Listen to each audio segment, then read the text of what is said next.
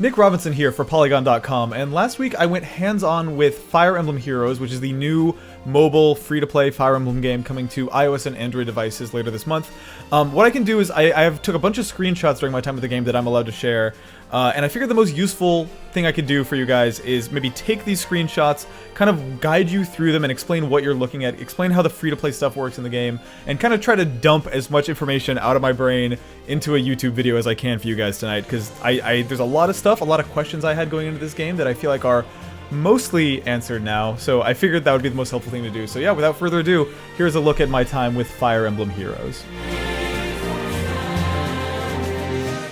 So right off the bat, what you're looking at here are screenshots taken from some of the narrative stuff in the game. This is actually from the prologue. There's kind of a mandatory prologue that you play through before you hop into the actual main story campaign. It's kind of a very tutorial-y thing to kind of emphasize, for example, the weapon triangle, the idea that swords beat axes, beat lances, kind of stuff that I think longtime Fire Emblem players probably are already familiar with, but something that's kind of there to help teach the basics to new players. And you'll see the weapons triangle is kind of always located in the lower right corner of the screen, which I guess is technically a helpful thing.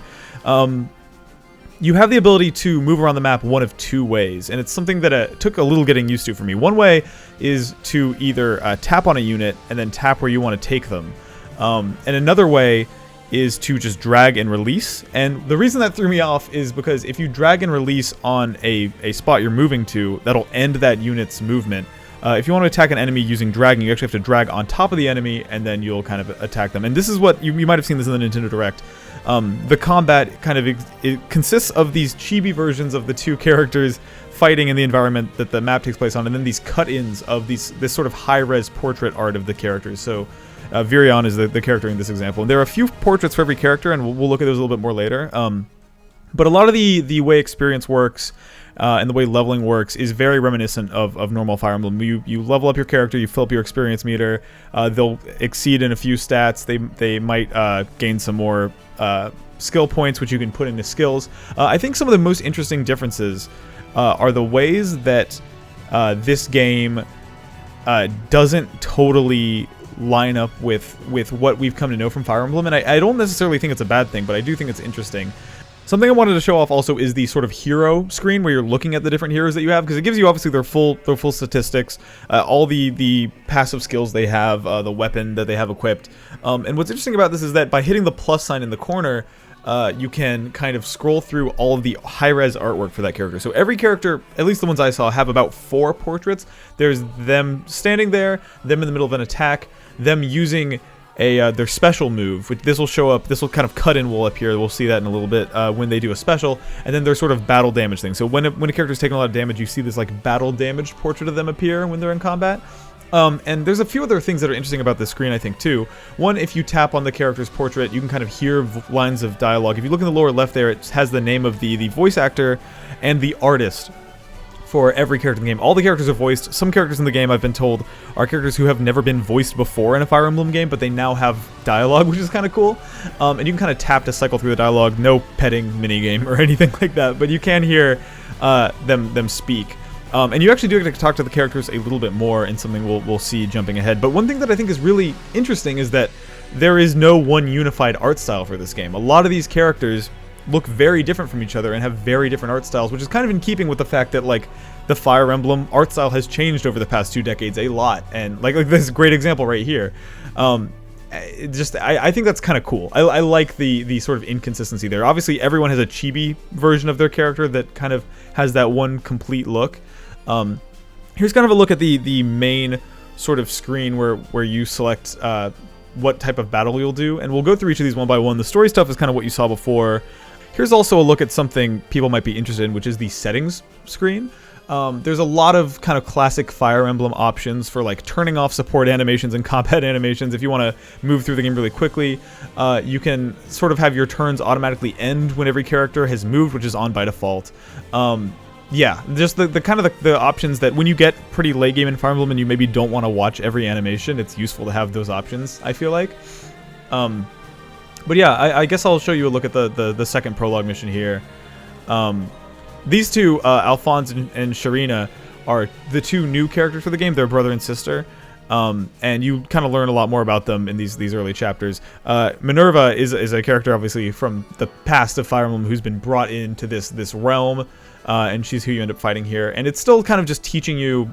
It's kind of just teaching you the existing mechanics of like, okay, here's how you knock down walls, here's how you attack ranged troops, here's how you use an assist skill. I actually, unfortunately, in this fight, don't have any characters with assist skills in my party, so this tutorial doesn't really help me. But it works the same way attacking works. If you have a character with an assist skill, like a heal or something, you drag one of your friendly units onto another one to use that skill. Here's an example of one of the cut-ins that happens when you use a special attack. So here's a great example of how this works. If you look at Alphonse, or Anna in this screenshot, they have that purple 4 next to them. That tells you how many turns until their special skill goes off. So if you look in the upper right here, you've got A, B, and C. That's the 3 passive skills that you can get for a character. And then you've got, in red, you've got their weapon. So for Alphonse, it's the Iron Sword. In blue, that little shield icon next to that, that's their support move if they have one, which nobody on my team has here. And then the purple thing is their special. So Alphonse's special is called Daylight. This is a screenshot of him using it. Basically, that 4 means that in 4 turns, it'll be ready to use. And once those 4 turns have counted down, it'll change into the sort of the special symbol, that sort of purple crescent moon with the star in it, and the next time you attack, it'll automatically get used. So in Alphonse's case, it's Daylight, which heals him, I think, for like 30% of the damage of his next attack. So the next time you attack, in addition to doing damage, he will also heal. Here's kind of fighting Xander from Fire Emblem Fates. Here's battle damaged Alphonse here. Here's just a troubadour unit. Here's a really, really interesting mechanic, and I think maybe the most controversial thing potentially about this game, depending on who you ask. So when you die, when you run out of units, which I managed to do in this mission, partially out of curiosity, partially because I just brought in the wrong team. If you die, you have 2 options. You can either continue or give up. Giving up just ends the map, and you can go reselect a new team if you want. Hitting continue prompts you to do this. You can use one of the orbs, which are the currency in the game that you might have seen mentioned during the Nintendo Direct. You can use an orb to revive all of your allies, restore all of their HP, let them all move again this turn, and activate all their specials. And it doesn't reset the map. So as you can see here, like all the damage I did to enemies in this map is still on those enemies, but now all my characters are healed, all their specials are charged, as indicated by the purple things. It's kind of a way to pay your way through pretty much any battle. I love that sprite for Anna, by the way. It's a way to pay your way through any battle in the game, which I suspect some players, myself included, might want to avoid using. I mean, I think you can make the argument that a good player would want to not be using their orbs to revive because they'd be saving them for the gachapon mechanics, which we'll see in a little bit. Here's an interesting thing, I thought. Ranged characters, when you drag them onto an enemy, it'll kind of automatically position them the correct number of spaces away to use their attack. So Ray here, when I drag him onto this sword fighter, see how he's like floating over the sword fighter because I dragged him with my finger. It's showing that it's actually going to move him 1 space away from where he started, since he needs to be 2 spaces away to use his tome. Now, if you pause in a battle, you'll see this screen where you have a few options. One is to auto-battle, so the auto-battle mechanic from past Fire Emblem games is back. You can kind of just have it automatically go through a fight. Light's Blessing is the name for the revive mechanic I was talking about, where you spend an orb in exchange for healing your whole party, recharging their specials, etc., making them able to move again. You can actually do that at any point. You don't have to wait for your whole party to wipe. You can just hit the sort of menu button, hit Light's Blessing, and spend an orb at any time to heal your whole party. So I think one of the biggest questions people had about this game, including me, was how is this gachapon hero summoning mechanic gonna work? So here is a look at how this stuff will work. So yeah, it costs 5 orbs to summon a hero. And this is what orbs cost. So you get 3 orbs for $1.99, and you really quickly start doing the math of like, okay, then it'll cost me roughly $4 per character, right? Because I get 6 orbs and it costs 5. That's almost true, but not quite. They very cleverly kind of buried the math here in a way that I think is pretty tricky. So I'll show you what I mean by that. If you spend 5 orbs, you get your first character. If you spend 4 orbs, that's what it costs to get the 2nd, 3rd, and 4th character from a batch of summoning stones. And then your 5th one only costs you 3 orbs. So it's you get a discount the more you buy. And I'll show you how that works in action here. You can kind of swap between different summoning focuses, and they kind of have pictures of some of the characters you can get. So this one is kind of focused on devoted characters. There's a Legendary Heroes one which has like Marth and Lucina and stuff. You spend 5 orbs, and then you're presented with this selection of 5 summoning stones. So in mine, I actually got, I think, all 4 of the orb colors here, or the summoning stone colors here, and they kind of dictate what type of character you'll get. So like you pay 5, you could end up with like 4 greens and a blue. Blue ones will help you get, like, for example, a character with a lance. Red ones will give a character who carries a sword, and so you kind of pick which one. So like, let's say you're looking for a specific character with a lance that you're a big fan of, you would probably want to choose that summoning stone. You get this whole elaborate summoning animation, and then your character's field. It's like a very fancy, splashy, cool, like great sound design. This whole game, top to bottom, actually, I should mention, is just like absurdly polished, especially for a mobile game. There's something about it that just looks so glossy and kind of just nice to look at. I think part of it is that it's played vertically, and seeing this character art in vertical formats always looks good. So once you buy that first hero for 5 orbs, you then pick another summoning stone if you want, and buy one of those characters for 4 orbs. But if you, let's say you don't want any green or blue characters from this batch, you can just hit back out, spend 5, and start again with a new batch of summoning stones. So if you're really trying to like pick up a specific character, then it might make sense to back out and keep retrying to get like a blue if you're looking for a blue character. Here's me getting a 4-star unit. This is Barst. Used to be a mercenary, now just a regular woodcutter. And if you tap a character's title and name, it'll kind of give you some backstory. A lot of these characters obviously were not in, or were in Fire Emblem games that didn't come out in America, Azama notwithstanding, obviously. And so you kind of get some bios and some information on them. I actually get all 5 here. Here's Arthur from Fire Emblem Fates. This codename Steam looking dude. And yeah, let's get the 5th one here. The last one, as you can see, costs 3 orbs to redeem. And yeah, here's a look at all of Arthur's portraits. Probably the best example possible of how varied the art style is. I know he looked like this in Fates, but a great example of how varied the art style in this game can be. And yeah, the last one we get is Oboro from Hoshido, also from Fire Emblem Fates. But yeah, here's a few of her sprites, her battle damage sprite. And then at the end of it, if you get all 5, it backs you out and you can do it all over again. Another important mechanic to talk about is skills. So the more you use a character, the more skill points they get. So for example, let's select Alphonse here. He has 26 skill points in this example. I can take those 26 skill points and spend them either to learn new passive skills, to learn a new purple special ability, right? Or to buy a new weapon. So like if I save up 100 skill points, I could upgrade him from having an iron sword to a steel sword, which increases his might, which therefore increases his attack, and it's yada yada yada, Fire Emblem rules, right? Like you know how this works at this point. And it's the same way for multiple characters. Other characters have different skills they can learn with their skill points, as you might expect. You can also level up characters using these things called shards for, I think, levels 1 through 19, and then crystals for characters level 20 and higher. You get them from the training tower. There's no way to buy them, I asked. At least not right now. And the point of those is that when you get a brand new character from the summoning mechanic, they're going to be level 1. So this will give you a way to kind of quickly shortcut and level them up with stuff you earn in another part of the game that hasn't really been shown much yet. There's a few other major things in the battle screen here that I think are worth checking out. One of them is special maps. So the special map that they had when we were checking the game out is this special map with Lissa in it from, I believe, Fire Emblem Awakening. The way special maps work is they're the same for everyone all the time. So everyone on Earth will have, if they picked up their phone on the day I was playing this game, they would all have access to these 2 Lissa maps. You'll see there's a normal and a hard. The hard one drains slightly more stamina and gives you access to a higher level version of Lissa. And the way it works, as you might expect, is if you defeat Lissa on this special map, you unlock her as a character. Now the other important thing to check out, I think, the arena is basically Fire Emblem Heroes' equivalent of Toad Run. It's not a perfect comparison, but the reason I say that is because it's the closest thing to multiplayer this game has, and it's asynchronous. So you're not battling against real players in real time. What you're battling against is the team assembled by another human player, either from your friends list or from some random person out there in the world. And you fight in these seasons. So at the end of every season, this one in particular says days left in season 4. There's 4 days in this remaining this season when I took this screenshot. At the end of the season, everyone who played in it gets ranked, and the higher your rank, the more of a reward you get. And how this works is it's throttled by a totally different item than anything else. If you look at the top of the screen, next to the stamina meter, you see there's 3 swords. They're called dueling swords.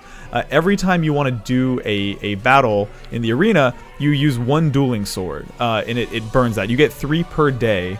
The way that this works is that you battle against this other person. I think at the end of the battle, you are actually prompted if you want to add them to your friends list if you want. There's also a chain bonus for like winning multiple games in a row to kind of increase your score when you're ranked at the end. But yeah, you burn these swords every time you use them, and then, predictably, if you use one of the orbs, the in-game currency, you can actually refill your 3 swords and do more battles that day. So another kind of free-to-play trope contained in there. This screen, I think, is one of the most interesting for me personally.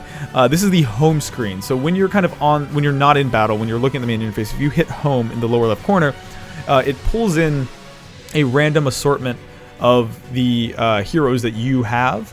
And from there, you can kind of tap on them, and you get like a line of dialogue. They kind of mutter something. They have like a small VO line, and then they will say a random line. And there's multiple ones for each character. You'll also get items for tapping them, but they will say multiple lines per hero. So if you back out and come back later, you will have a different handful of heroes. You'll sometimes get different dialogue from the same heroes. So Virion here says, "I've noticed your good works in patrolling and leading us. You've done well to draw my eye." But then I like leave and come back, and he says something else. You can also upgrade your castle in this shop screen at the bottom. So you can, the first upgrade costs 1 orb and increases the experience bonus for your characters. And then the second one will cost 2 orbs. It's really easy to imagine it kind of growing exponentially from there. But what happens is when you do that, it kind of changes the look very subtly of your castle. So you'll see there's torches now. And you can kind of upgrade your castle and get it better and better looking. It also increases the amount of heroes I think you can hold. So I think by default, you can hold 200. That's just going off memory, though. So just to look at some more of the lines of dialogue I encountered on the home screen. Here's Arthur talking about stepping in dragon poop. Here's Azama talking about, and I love this line, about how bewildered people are when they're summoned into this realm, because obviously the premise of this game is that characters are being summoned from all over the place into this one world, and they look surprised when it happens. Aboro talking about fashion and finding clothing. One thing I should note while we're looking at some of this dialogue, this game, I asked, was localized by Treehouse, the same internal Nintendo localization group who did, among other things, Fire Emblem Fates and a lot of first-party Nintendo stuff, which to me is really reassuring because I think I kind of trust them. I liked the writing for the most part in Fates, with 1 or 2 exceptions, and it makes me feel good to know that this is localized by Nintendo and not by some third party. And then last but not least, we'll take a look at kind of the first map of the first chapter in the game. One thing I should say about story mode, by the way, before we take a look at this chapter 1 thing, there's one thing I should note, which is there is actually a normal, hard, and lunatic difficulty for every map in the game. And they're tied to you completing every map in a chapter. So for example, if I wanted to unlock the hard mode version of chapter 1, I would have to complete all 5 of chapter 1's maps. The harder ones require more stamina, by the way. So playing this map on normal mode only takes 2 out of my 50 stamina. Playing it on Lunatic will actually cost 11 stamina points to attempt. And you'll notice at the top that meter, there's 50 stamina points. It's full in this screenshot. The way that'll work is you regenerate 1 stamina point roughly every 5 minutes, or, drumroll, you can burn an orb, the in-game currency, to refill your stamina completely. And obviously, by the rules of free-to-play logic, over time, it will require more and more stamina. And that's one of the things in the game that I feel like I can't really accurately speak to right now, having only played the first hour. One of my biggest questions is still, how is that ramp? Like, how quickly does it get really punishing or really demanding or require you to put money in? And I feel like I still don't have the answer to that question. It's something that'll only come with time and with getting lots and lots of hands-on experience with the game. But in the meantime, in this first hour at least, you definitely are not getting throttled in any meaningful way. It is totally free to at least dip your toes in and like figure out if you enjoy this, if this is the right Fire Emblem game for you. Taking a look at the combat here, there are a few things I kind of want to point out about differences that set this apart from normal Fire Emblem games. Stuff that might not be as obvious just looking at screenshots, because it does look like it's almost entirely standard Fire Emblem, but there are a few important changes. One, you don't equip weapons in the normal way, right? So you're not like finding weapons. There's no weapon degradation. Weapons are completely controlled by the skills system, and to upgrade a character's weapon, you just spend skill points to get them a higher version. But your weapons don't break. You don't buy weapons. There's nothing like that. Another major thing, no permadeath, right? So other than like a character dying and then if you get to the end of a battle and almost all your party is wiped except one person, and then you get to the end of the battle, those characters are not permanently dead. There is no option for permadeath. Think of it like playing Fire Emblem Awakening or playing Fire Emblem Fates in casual mode, where after the end of a battle, your whole party is back. Another thing that is not in this game is the pairing up mechanic that you might remember from Awakening and Fates, where you have two characters kind of occupy the same space and fight together. That is absent in this game. Characters kind of only take up one space. You can't stack them on top of each other. All these things, I believe, are in service of kind of streamlining the game, making the whole process as kind of smooth and simple and straightforward as possible. Oh, one other thing that I think not everyone has totally realized is that, as far as I can tell, every map in this game is a 6x8 map. So the screens are very small by Fire Emblem standards, which means the battles, in my experience, are pretty short, just a couple of minutes long. And I think, again, that's like a concession being made to it being a mobile game. Here's some more looks at a few of the characters that I unlocked from the Gachapon stuff in my time in the game. Just looking at kind of the different sprites, the battle damaged one, etc. Obviously, you can link your My Nintendo account. Here's a look at the inventory in the game of all the different crystals and shards and stuff, and then the sort of renewable currencies that you can pick up. But yeah, that's kind of a look at, I think, pretty much everything. If there's anything I didn't cover in this video, if you have any questions that you feel like I didn't get to in the video, feel free to leave them in the comments below on YouTube, and I'll look at those and try to answer those as best I can if I do have the answer for them. In the meantime, though, this game is coming out February 2nd on iOS and Android. So you'll be able to play it for yourself very shortly and get all those answers firsthand. But yeah, in the meantime, I've been Nick Robinson. We do videos here covering all sorts of video game stuff on YouTube. So feel free to subscribe to our channel if you want to see more. But yeah, I've been Nick Robinson, and thank you so much for watching.